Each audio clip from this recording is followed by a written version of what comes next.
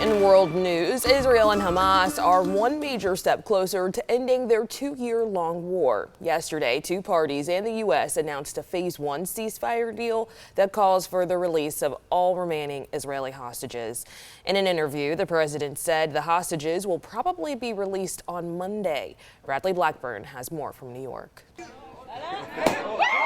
Celebrations in Tel Aviv and Gaza after the U.S., Israel, and Hamas said they've struck a phase 1 deal for a ceasefire and hostage release. President Trump took a victory lap last night on Fox News. This is peace in the Middle East, and it's an incredible thing. This video shows the moment President Trump told family members that the hostages will likely be released early next week. The hostages will come back. They're all coming back on Monday.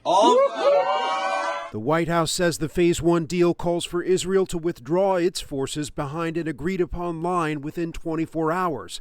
Once that happens, Hamas will have 72 hours to release remaining hostages, including the bodies of the dead. Israel believes 20 of the remaining 48 hostages are still alive. Israeli Prime Minister Benjamin Netanyahu is convening his government today to approve the deal, calling it a national and moral victory for Israel. Meanwhile, Hamas says the deal will also lead to the exchange of Palestinian prisoners and the entry of more aid into Gaza. Gaza, we believe, is going to be a much safer place, and it's going to be a place that reconstructs. This announcement comes just more than 2 years since the bloody Hamas attack on Israel that killed about 1,200 people, with another 251 taken hostage. The Hamas-run health ministry says more than 67,000 Palestinians have been killed during Israel's offensive in Gaza.